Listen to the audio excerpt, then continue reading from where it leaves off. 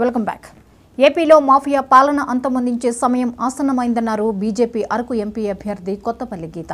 YCP పాలనలో ఆంధ్రప్రదేశ్ అభివృద్ధిలో వెనుకబడిందన్నారు. BJP కమలం గుర్తుకు ఓటేసి ఏపీని అభివృద్ధికి సహకరించాలని గీత కోరారు.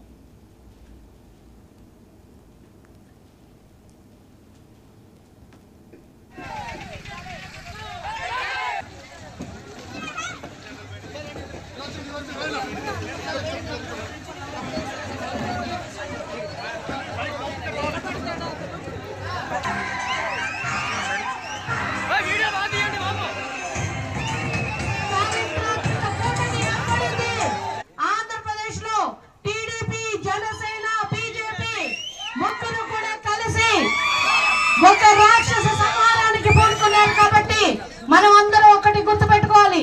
మన బిడ్డల భవిష్యత్తు 60 నెలల నుంచి మళ్ళీ దోచుకుంటారు.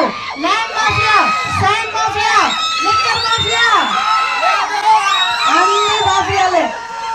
కరెక్ట్ గా చూస్తే మన జీవితం చీకట్లో నెట్టేశారు. ఒక్క రోడ్ వేసారా?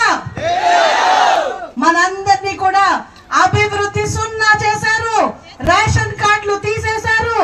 ఒంటరి మహిళల్ని ఇబ్బంది పెట్టారు. ఈ రోజు మనం చూస్తే మనకి రావాల్సిన 5 కేజీల బియ్యం సెంట్రల్ గవర్నమెంట్ నుంచి వస్తుంది. ఇక్కడ చేసింది ఏమీ లేదు.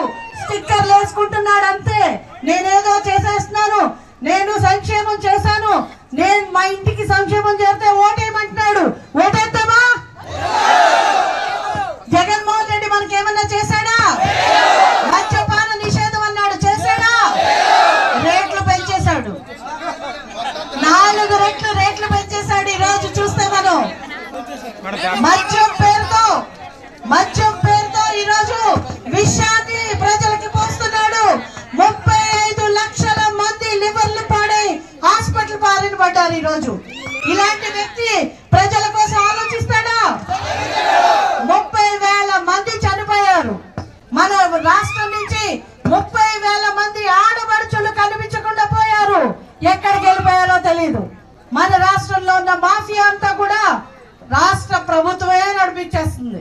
ఈ రోజు చూస్తే జే బ్రాండ్లు, అయ్యో పేర్లు నాకు కూడా తెలియదు, మీకే బాగా తెలుసు.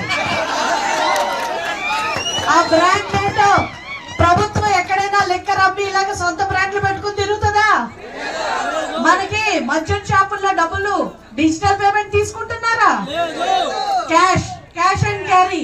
ఆ క్యాష్